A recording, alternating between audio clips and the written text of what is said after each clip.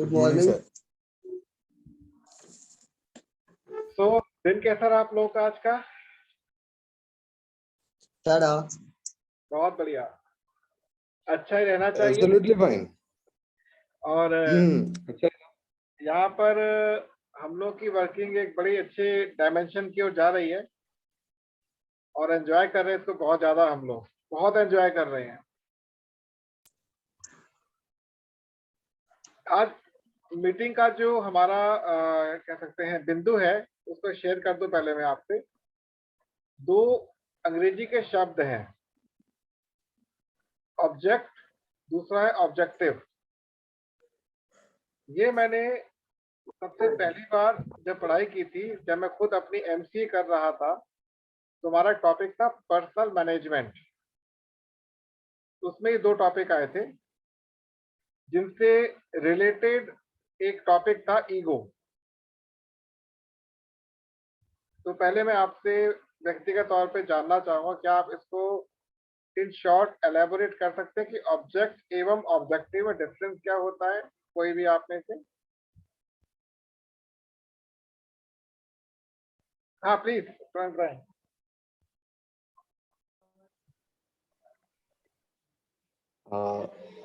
Object इसमें मैं अपने अपने से बताऊंगा कि जो मेरा अल्ट्रा फिल्ट्रेशन है, जो मैं 3 स्टेज अल्ट्रा फिल्ट्रेशन एक प्रोडक्ट की बात करता हूँ, वो एक ऑब्जेक्ट है।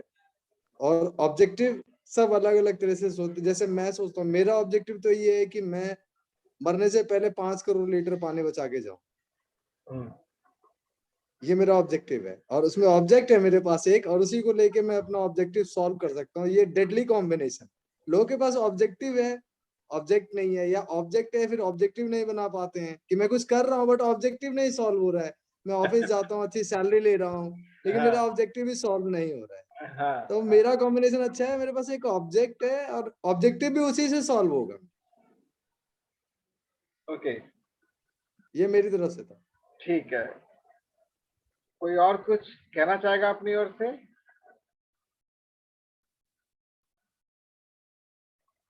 ऑब्जेक्ट एवं ऑब्जेक्टिव।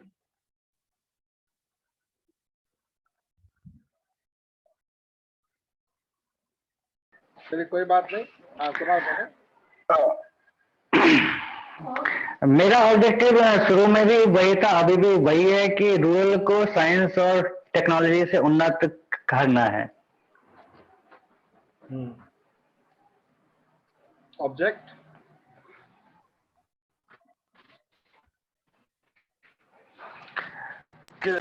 ऑब्जेक्टिव ये है कि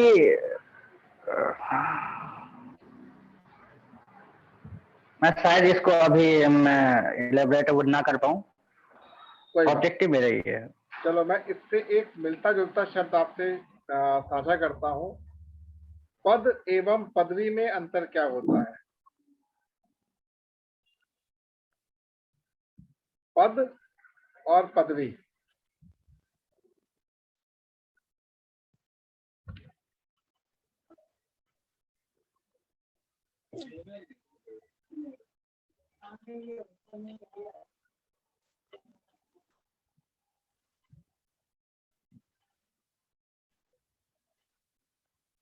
ब्लैंक।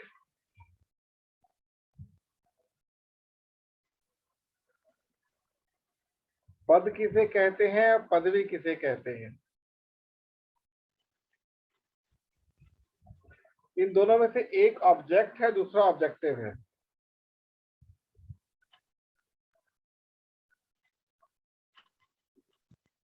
आप लोगों ने अधिकांश सुना होगा कि जितने भी प्रतियोगिता वाले जो परीक्षा पत्र होते हैं उसमें एमसीक्यू। हाँ आनंद बोले प्लीज, आवाज नहीं आ रही। नहीं बोलना नहीं है कुछ मुझे नहीं। अच्छा, जितने भी प्रतियोगिता वाले पेपर्स आते हैं जिसे कॉम्पिटिटिव एग्जाम्स कहते हैं, उसमें एमसीक्यू नाम से पेपर आता है, जिसको हम सामान्य भाषा में कहते हैं objective type paper. Objective type paper. और एक होता है सब्जेक्टिव टाइप पेपर। जब कभी भी आपको किसी प्रोफेशनल शब्द का उत्तर खोजना हो तो आप उसको अपने ही व्यक्तिगत जीवन की किसी घटना से जोड़िए, उसके बाद आपको उसका हल मिल जाएगा। उदाहरण के तौर पर आपने कंप्यूटर सभी के हाथ में है मोबाइल के रूप में। कंप्यूटर का हर एक शब्द अंग्रेजी भाषा से लिया गया है और उस भाषा को इस प्रकार से उपयोग किया गया है कि वो शब्द खुद को ही परिभाषित करता है, जैसे enter, tab, shift, space bar. ये सारे शब्द क्या है? जो अंग्रेजी भाषा के शब्द हैं, उनका उपयोग किया गया है। तो ऑब्जेक्टिव टाइप में क्या होता है, आपके पास 4 बिंदुओं में से किसी एक बिंदु को टिक करना होता है। ये इसका उत्तर है। ऑब्जेक्ट क्या है आपका? वो पाथ जहां से ये ऑब्जेक्टिव टाइप आपको लेकर जाएगा। ध्यान रखिएगा, बहुत टेक्निकल पार्ट है ये। आपसे ये नहीं पूछा कि आप क्या करते हैं क्या नहीं करते, लेकिन कोई बात नहीं, सीखते समय ये चीजें होती हैं। जब हम बात करते हैं ऑब्जेक्टिव की, ऑब्जेक्टिव मतलब आपका लक्ष्य क्या है। ध्यान रखिएगा, उल्टा हो जाएगा। लक्ष्य क्या है आपका, किसके माध्यम से आप उसको प्राप्त करना चाहे, वो क्या हो गया? ऑब्जेक्ट हो गया। थोड़ा सा अटपटा लगेगा सुनकर आपको। जब हमने फर्स्ट टाइम सुना था हम भी अटपटा हो गए थे, इसके उल्टा कैसे बोल रहे हैं। तो ऑब्जेक्टिव होगा क्या, किस ऑब्जेक्टिव को लेकर आप काम कर रहे हैं। ऑब्जेक्ट क्या होगा? पाथ जिसके थ्रू आप वहां पहुंचना चाहते हैं। पद किसे कहते हैं? मैं मैनेजर हूं, मैं डिप्टी चेयरमैन हूं, मैं चेयरमैन हूं, मैं क्लर्क हूं। ये क्या है? पद है। पर उस पद के द्वारा जो आउटपुट निकल रहा है, उससे जो सम्मान प्राप्त आपको हो रहा है, वो पदवी है। मिसाइल मैन है मिसाइल, मिसाइल मैन उन्हीं का नाम लेना चाहता था अभी। वो एक ऐसे व्यक्ति भारतवर्ष में हुए हैं, या उनके समकक्ष अटल बिहारी वाजपेयी एक ऐसे व्यक्ति हुए हैं, या शास्त्री जी एक ऐसे व्यक्ति हुए हैं, या डॉक्टर राजेंद्र प्रसाद जो बिहार के ही थे एक ऐसे व्यक्ति हुए हैं जो पदवी थे, पद नहीं थे। पद भी छोटा पड़ गया। डॉक्टर सर्वपल्ली राधाकृष्णन, उनकी पदवी इतनी बड़ी हो गई कि पद भी छोटा हो गया। तो इन चीजों को समझने के लिए हमको उन 2 बिंदुओं पर फोकस करना पड़ेगा कि हम अपने ऑब्जेक्टिव को बहुत जल्द प्राप्त कर सके। जैसे आप देखते हैं जब आप कोई रिज्यूमे बनता है ना, बायोडेटा, तो उसमें टॉप पे क्या लिखा होता है? ऑब्जेक्टिव। आपका ऑब्जेक्टिव क्या है ना? ऑब्जेक्ट नहीं लिखते, ऑब्जेक्टिव लिखते हैं। My objective is to become this and this and this in this field. मेरा लक्ष्य ये है करना। हम ऑब्जेक्ट नहीं लिखते। तो शब्दों को जिसने पकड़ा उसने जीवन को समझा। मैं आज आप ग्रुप के अंदर एक हस्तलिखित कविता आपसे, लिखित तो है कंप्यूटर पर ही है, बट स्वयं लिखी हुई कविता आपसे मैं साझा करूंगा। आपको पढ़िएगा, अच्छा लगेगा आपको। मैं कभी कभी शब्दों की तुकबंदी कर लेता हूँ, कुछ लिखता रहता हूँ। ये कला सबके अंदर होती है, बस उसको निकालते समय या उसको लिखते समय थोड़ा सा अटपटा जाते हैं। तो जो हमारे पास जो हमारे जीवन के ऑब्जेक्टिव को, या यहाँ पे सामान्य भाषा में ऑब्जेक्टिव एक ही है, ध्यान रखना। In general both of the words are same. आपके जीवन का लक्ष्य क्या, ऑब्जेक्ट क्या है या ऑब्जेक्टिव क्या है, सेम रहेंगे, पर टेक्निकली दोनों अलग अलग है। तो आपके ऑब्जेक्टिव को, आपके लक्ष्य को आप तक पहुंचाने के लिए बहुत सारी चीजें हैं, पर रोकने के लिए केवल 2 चीजें हैं। ध्यान रखना, मार्ग बहुत सारे हैं आपके पास, परंतु बाधाएं केवल 2 ही हैं, तीसरी नहीं है। अब 2 बाधाएं कौन सी आ गई हमारे जीवन के अंदर? पहली बाधा है ई, दूसरी बाधा है ई। ई कहां से आ गया? पहला ई है इमोशंस। पहला ई है आपकी इमोशन, जिसको हम सामान्य भाषा में बोल देते हैं भावनाएं। और दूसरा भाव क्या है? दूसरा क्या है? आपका ईगो, इसको हम सामान्य भाषा में अहंकार भी कह देते हैं। तो जो प्रोफेशनल होता है उसको तीसरे ई का सहारा लेना, वो क्या है? एजुकेशन। ये दोनों ई किसी ना किसी रूप में आपके जीवन में बाधा बन के खड़े होते हैं। उदाहरण के तौर पर आपको ऑफिस के लिए देरी हो रही है और अचानक आपके घर में कितने कार्य, बेटा थोड़ा काम कर देना, थोड़ी दिक्कत हो रही है, देख लेना। आपको पता लेट हो रहे हो, काम आपको ना हो सकता है, लेकिन आपकी भावनाएं नहीं रही। माता जी ने कहा है, पत्नी जी ने, काम तो करना पड़ेगा, चलिए निकलिए ना, करते हैं। आपकी भावनाओं ने आपको हर्डल पैदा कर दी।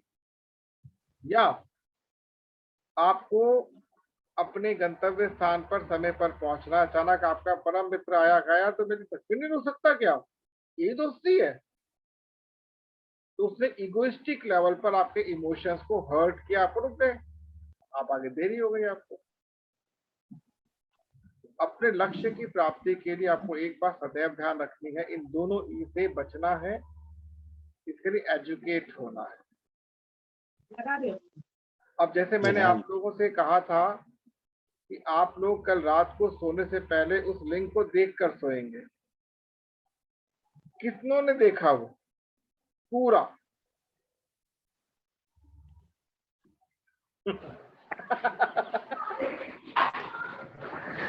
पूरा देखा? नहीं, मेरा आंसर तो नहीं है, क्योंकि मैं मेरा थोड़ा ऐसे मैं देख नहीं पाया। मैं देख नहीं पाया कल। सुनो, ये मैं भी जानता हूँ, लेकिन मैं देख लूंगा। हाँ प्लीज सुराग बोले प्लीज। हाँ आनंद, हाँ ये मैं देख लूंगा। आनंद बताएं। हाँ, मैंने देखा भी और मैंने दूसरी बार देखा है। समझ सकता हूँ, इसलिए आनंद तो फोकस नहीं किया। मैंने दूसरी बार देखा और मैं सो गया था, मतलब मुझे लगता है कि 1 घंटा होते होते मैं सो गया। हाँ सो गया था। मैं दूसरी बार देख रहा था, मुझे मतलब शुरू से ही चीजें ऐसे लग रही थी कि रिपीट हो रहा है और मैं सो ही गया बिल्कुल एकदम। मेरा मोबाइल चलता रहा था। अच्छा, हाँ मेरा मोबाइल चलता रहा, मैं सो गया। एक पता है अनंत, एक बड़ी पुरानी हम लोग अपनी दीगे हाँकते हैं जब कहते हैं बच्चों से, अरे तुम्हें क्या पता, तुम जिस स्कूल में पढ़ रहे हो ना, हम उनके हेडमास्टर रिटायर हो चुके हैं। हम बोल देते ना अक्सर। तो जिस आप माइंड सेटअप के साथ, जीवन की अनुभूतियों के साथ आगे चल रहे हैं ना, इसको मैं कुछ समय पहले पीछे छोड़कर आगे निकल चुका हूँ। बहुत मुश्किल होता है यहाँ से निकलना, आसान नहीं है। इतना आसान मत समझो कि आप इतने बड़े जीवन को छोड़ के छोटे जीवन में आकर सब कुछ कर जाओगे। बड़ा जीवन तो कचरे वाला जीवन बड़ा था, और ये भी नया जीवन शुरू हो रहा है आपका। आज मैं आपसे बहुत प्राउड से कह सकता हूँ कि दिल्ली में हमने लगभग 1200 से 1500 कस्टमरों को अपने साथ जोड़ लिया है। मैं बहुत प्रसन्न हूँ इस बात को लेकर, और बहुत आपसे मैं गौरवान्वित होकर ये बात शेयर कर रहा हूँ। अगर इतने कस्टमर्स में से 10% भी हमारे पास आ जाते हैं तो हमारे बल्ले बल्ले है। ये 1200 कब 12,000 और कब 12 लाख में कन्वर्ट होंगे मुझे भी नहीं पता। तो मैं आपको जो चीज बताना चाह रहा हूँ, ईगो, ये समझ के चलिएगा। ईगो दो प्रकार की होती है, हमारे सॉफ्ट ईगो और हार्ड ईगो। बट प्रोफेशनली जिसे कहा जाता है, ईगो को तीन लेवल पे डिफाइन किया गया है। पहला होता है बालपन की ईगो, चाइल्डिश ईगो। छोटी छोटी बातों पे जिद करना, मुझे ये ला कर दो, मुझे वो ला कर दो, और सेटिस्फाई भी हो जाना। तो छोटी छोटी ईगो मतलब शॉर्ट टर्म गोल्स, मुझे खाना खाना, मुझे पानी पीना, मुझे यहाँ जाना, मुझे वहां जाना है। तो इसको सेटिस्फाइड करना बहुत जरूरी होता है, ध्यान रखिएगा। आपके इर्द गिर्द आपके माता पिता, भाई बहन जो भी हैं, उनकी छोटी छोटी ईगो को समझिए। अगर आपको इमोशंस से बचना है तो आप दिन भर में उनकी छोटी छोटी ईगो को सेटिस्फाई कर दिया ना आपने, आप बड़ी ईगो को सेटिस्फाई करने के लायक बन जाएंगे। सेकंड नंबर की ईगो जिसे कहते हो पेरेंचुअल ईगो होती है। पेरेंचुअल मतलब जो कि एक लेवल पर आके कहते हैं हठी, तुझे ये काम करना ही है, पिताजी ने बोल दिया, अब जो करना कर लो, जो खाना खा लो जी। ऐसी सिचुएशन ना आए आपके पास, मतलब आप अपनी बात को लेकर, गलत बात को लेकर भी इतने जिद्दी ना बन जाए कि वो आपके समय को बर्बाद कर दे। पेरेंचुअल ईगो जिसे कहते हैं कि मैं ही ठीक हूं, तुम तो गलत ही हो। और द्वंद्व में मत पड़े कि मैं अपने को सिद्ध करूं, मैं अपने को सिद्ध करूं। ये दोनों जो ईगोज होती है, चाइल्डिश हो चाहे पेरेंचुअल ईगो हो, इनका मुख्य उद्देश्य होता है आपको आपके ऑब्जेक्टिव, आपके लक्ष्य से दूर कर देना, देर करना। जैसे आज मेरी एक हमारे मित्र से चर्चा, अक्सर चर्चा होती है उनसे, तो कहते हैं मैं किस्मत ही खराब है जिसके चलते मैं आज ऐसा हूं। मैं किस्मत होती नहीं कुछ, किस्मत कुछ नहीं होती, ये कुछ नहीं है। आप खुद डिजाइन कर सकते हैं। आप एजुकेटेड नहीं थे इसलिए खड्ड में गिर गए। किस्मत को अंग्रेजी भाषा में LUCK कहा जाता है, लक। इसकी फुल फॉर्म पता है क्या है? Labour under complete knowledge. पूर्ण ज्ञान के अंतर्गत अपने श्रम का योगदान हो। जिस दिन आपने अपने आप को सही दिशा में लाना प्रयास का, आपको सोचना है केवल अच्छा, अपने समय का निवेश करना है, केवल निवेश करना है। आज एक व्यक्ति नहीं है, कल 1,00,000 व्यक्ति आपके पीछे खड़े हो सकते हैं, क्योंकि सब ढूंढ रहे हैं। मैं क्या मानता हूं, या तो जुड़ना सीखो या जोड़ना सीखो। इसके लिए आपको थर्ड टाइप की ईगो समझना बहुत जरूरी है, दैट इज एडल्ट ईगो। 50-50, जहां पर मैं ठीक हूं वहां पे तुम गलत करके दिखाओ बहुत विनम्रता से, और जहां तुम ठीक हो बिल्कुल ठीक है जी, स्वागत है आपका। जैसे को तैसा, तैसे को जैसा बनाने की क्षमता। यदि आपको लगता है कि आप अपनी फील्ड में हीरो हैं, तो आप है ना, सामने वाला तो नहीं है, वो तो गधा है ना, उसको वही लताड़ो प्रेम से। और ध्यान रखना, अगर आपको अपने प्रतिद्वंदी को प्रेम से डाउन करना है ना, तो उसके लेवल पर जाकर उठ जाओ एकदम। मतलब वो tie tie tie tie tie कर रहा है, चूते समझो क्या हमको, हम पागल है क्या, और शांत हो जाओ। Are you getting? मतलब आपको अपनी टोन को इमीडिएटली प्लस से माइनस, माइनस से प्लस कर देना, तो आपकी एडल्ट ईगो एक्टिव हो जाएगी। और जिसकी एडल्ट ईगो एक्टिव हो जाती है, इसका मतलब क्या होता है, ऑलवेज या तो आप एक्सेप्ट करेंगे या अवॉइड करेंगे, या तो स्वीकार कर लिया या तुरंत उसको अस्वीकार कर दिया। That is adult ego. आपकी निर्णय लेने की क्षमता तीव्र गति से काम करेगी।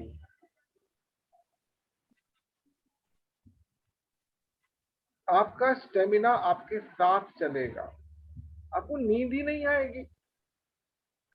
और अगर नींद आ रही है तो आपका लक्ष्य आपसे बहुत दूर है। मैं ये नहीं कहता सोना नहीं है, आप जब सो रहे हो ना, स्वप्न में आपका आई एम प्योर या जिस भी लक्ष्य के लिए काम कर रहे हो चलना चाहिए। आपका लक्ष्य आपके सबकॉन्शियस लेवल पर अगर चला गया ना, तो इस संसार की एक शक्ति ऐसी नहीं है जो उसको रोक कर दिखा दे। जैसे मैंने यहाँ पर अपने सबकॉन्शियस लेवल पर फीडिंग दे दी है, क्या 1,000 यूनिट अक्टूबर 31, मुझे भी नहीं पता, मैं नहीं जानता कैसे पर जाएंगी, मुझे नहीं पता। That is the concept of adult ego. आपने सबकॉन्शियस लेवल पर कील ठोक ठोक के ठोक ठोक के ठोक ठोक के ठोक ठोक के रोज एक ही काम करना है। आप एक बस में चढ़े हैं रोडवेज की, और बस खाली है, ध्यान रखिएगा, तो आप बड़े इत्मीनान से आके किसी भी सीट पर बैठ के उसको मोल्ड कर लीजिए अपने लिए। क्योंकि अगर बस भर गई ना, तो लटक के जाना पड़ेगा पीछे डंडा पकड़ के। ऐसे ही होता है बिहार में। तो मार्केट खाली पड़ी हुई है, कोई नहीं है। तो एडल्ट ईगो का उपयोग करके अपने ऑब्जेक्टिव को आपको क्या करना है, मॉडिफाई करना है। शेड्यूलिंग कीजिए डियर, शेड्यूलिंग कीजिए, क्योंकि ऐसा संभव है कि फ्यूचर में आपको मैं मीटिंग का टाइम ना दे पाऊं, संभव है ये। ट्रैवलिंग पे रहूंगा, कभी कहीं नहीं पता। जहां पर भी आपको लगता है कि कुछ भारीपन हो रहा है, तो देखिए क्यों भारीपन हो रहा है। ऊपर से निकल, क्या निकल रहा है ऊपर से, पकड़ो। कहते हैं ना संतों का साथ, संत वो जो सत्य की ओर आपको ले जाने का प्रयास करे, बहुत मुश्किल से मिलता। आप सभी संत हैं, उसको बाहर निकालना है। तो आज का हमने शीर्षक समझा, ऑब्जेक्टिव और ऑब्जेक्ट में डिफरेंस क्या होता है, ईगो और इमोशन का ओवरटेक कौन करता है, एजुकेशन। और ईगो जो होती है वही हमारे इमोशंस को एक्टिवेट करती है। छोटी छोटी ईगोस को सेटिस्फाई करते चलो। आप ये सीखिए कि आपके साथ रहने वाले जितने भी लोग हैं, माता जी, पिताजी, भाई बहन, पत्नी, बच्चे, मित्र, बंधु जितने भी हैं, उनकी ईगो का लेवल क्या है। आप नोट करेंगे 99% चाइल्डिश ईगो में जी रहे हैं। छोटी छोटी बातों लड़ते शुरू कर देंगे, छोटी छोटी बातों पर लड़ेंगे फालतू। कोई वो सर पैर नहीं है। जैसे कि वो मीडिया में सारे चार कुत्ते बैठ जाते, भाव भाव भाव भाव करते रहते, कोई टॉपिक नहीं है, कोई टॉपिक नहीं है। वो बीजेपी कुत्ता भौंक रहा है, वो कांग्रेस कुत्ता भौंक रहा है, आम आदमी पार्टी कुत्ता भौंक रहा है, वापस कुत्ता भौंक रहा है, भौंक रहे हैं। अंत में क्या बोलते हैं, आखिर चर्चा का कोई शीशा निकल नहीं पा रहा, अगली बार सोचेंगे, फिर कुत्ते भी भौंकेंगे। चाइल्डिश ईगो, बचना है उससे। दूसरा, पेरेंचुअल ईगो। मैंने ठान लिया साला खाना नहीं खाऊं, जो मर्जी हो जाए। क्यों, मेरे से बात नहीं करा, भाड़े में जाए, मैं तो खाना खाऊंगा। सेहत से ध्यान रखिएगा, अपनी सेहत से और अपने संबंधों से कभी भी मेल मत करना। कभी कभी संबंध सेहत खराब कर सकते हैं और वही बना भी सकते हैं। तो मैं आपके पास इसलिए कह रहा हूँ, कुछ छोटी छोटी बातें आपको इमोशनली हर्ट कर देती हैं। वो नहीं कर रहा, वो चला गया है, आप यदि सक्षम हैं तो जरूर प्रयास कीजिए, वरना वहीं छोड़ दीजिए। क्योंकि लक्ष्य से बड़ा कुछ नहीं होना चाहिए, लक्ष्य से बड़ा कुछ नहीं होना चाहिए। और 6C का फॉर्मूला हमेशा याद रखें, commitment, courage, creativity, capability, confidence and continuity. ये सदैव ध्यान रखें।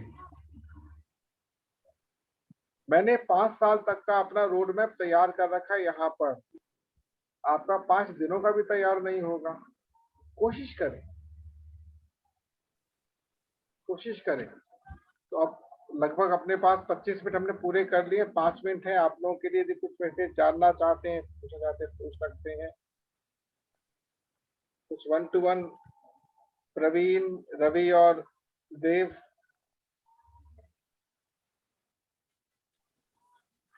कुछ कहें।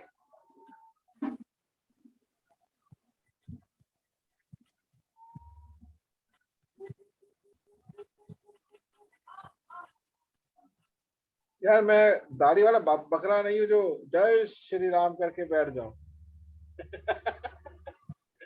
आप तो प्रवचन सुनते हैं भाई, मैं तो उसकी वार्ता आया था प्रवचन के अंदर।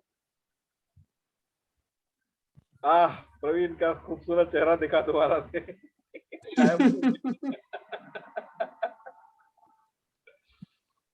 कोई बात नहीं, हम तो रगड़ते रहेंगे साबुन को जब तक झाग ना निकले। क्यों? एग्जैक्टली यही है। हाँ यही है। ध्यान रखो, कोई कितना भी बलवान क्यों ना आ जाए, वो आपके डाउन में ही काम करेगा। ये ध्यान रखना, इतना मजबूत बनना पड़ेगा आपको। रगड़ते रहेंगे, हम तो चलते रहेंगे जब तक सड़क पे क्या ना हो जाए, रास्ता ना बन जाए। हम तो रगड़ते रहेंगे जब तक साबुन में झाग ना आ जाए, हम तो चलते रहेंगे जब मार्ग पे रास्ता ना बन जाए। फर्स्ट ईयर वाली रैगिंग है कि 3 साल चलेगा बेटे, अभी मत क्या थकना। चीज? क्या? मैंने फर्स्ट ईयर वाली रैगिंग है कि 3 साल चलेगा, अभी थकने की बात बिल्कुल नहीं है। बिल्कुल, मैं समझ सकता हूँ आप लोग की जो व्यक्तिगत फीलिंग है ना, एकदम ट्विस्ट हुई है और अचानक बहुत कुछ हो रहा है, समझ नहीं आ रहा, तो होता है। अपने अंदर ठान लीजिए, चीजें खुद ब खुद होने शुरू हो जाएंगी।